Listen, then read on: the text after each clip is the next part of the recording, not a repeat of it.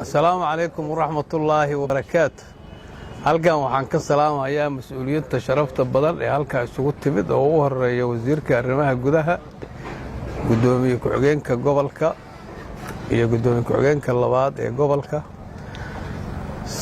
dhammaan maamulada degmooyinka, gudoomiyaasha degmooyinka Balad Xaawo, Luuq iyo Doolow, iyo saraakiisha ciidamada ugu horeeyo taliye Korneel Bakaal Kooke, taliyaha nabad sugidda, iyo dhammaan saraakiisha kale oo qiimaha leh oo halka fadhido, iyo ragga siyaasiyiinta ah oo u horeeya asagana xildhibaan Cabdifataax Nuur Mataan, dhammaan mas'uuliyiinta kale iyo waxgaradka. waxaan kaloo halkan ka salaamayaa shacabweynaha Jubbaland xorta meel walba joogtaan, shacabweynaha gobolka Gado, shacabweynaha degmada Doolow ku sugannahay. waxaan rabaa inaan idin sheegno maanta inaan qabanay galabta shir jaraa'id, shirka jaraa'id oo ku saabsan shacabweynihii Jubbaland xorta meel walba joogteen wixii idin soo gaaray oo khilaafka ahaa oo aad maqasheen oo dhigihiina ku soo dhacay. runtii waxaan ognahay inaad aad uga xuntihiin, meel walba joogtaan inaad aad uga xuntihiin. waxaan rabnaa galabta marka inaan idin sheegno arrinta iyada ahayd oo aad uga xumaateen inaan hagaajinay. ragganaga mas'uuliyiinta waa kuwaan, waa la iswada garab fadhiyaa. arrinka asaga waan hagaajinay, waana isku dabaridnay. wax weynna ma ahayn, waxaa weeye khilaafyada jiray, maamulkii iyo amnigii iyo wixii oo dhan baa isdhex galay. wixii oo dhan waan habaynay, annagaa u fariisannay, annagaa isla fagurnay,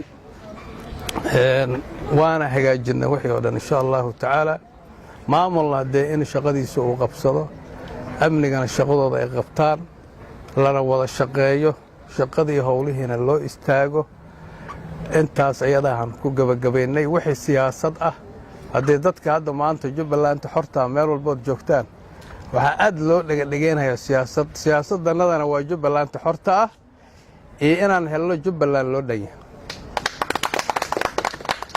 Jubbaland xorta ah oo ku guulaysato inay hesho Jubbaland loo dhan yahay.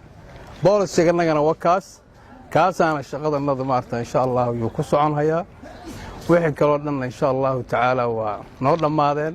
guul iyo farxad iyo reerayn iyo wanaag ayaan rabnaa insha Allah meel walba joogtaan inaad dareentaan. annaga hadafkanaga iyo targetkanaga waa hal mid midkaasna waxa weeye dadka waxa aysan lahayn wato oo maamulka xunka fadhiidka Kismaayo jooga inaan meesha ka cayrino way. annaga ujeeddo kale iyo hadaf kale oo dadkan ay qabaanna ma jiro. kaas way annaga ujeedkanaga. wax allaala wixiina dabandabiyeenayana insha Allah tacaala dadka way arkayaan, mana filahayo mar dambe inay maartaa ii sheegay shacabka waxa isku jiri doonaan. annaga haddaan saraakiisha wasiirkanaga, maamulkanaga, xildhibaanada, gudoomiyaashannada dhammaan halkaanaan wada fadhinaa. guushannada, wanaaganaga mar walba waa idinkugu celinayaa. waa Jubbaland loo dhan yahay oo hal ah inaan ku guulaysanno haddii la yidhaahdo. waa mahadsantihi.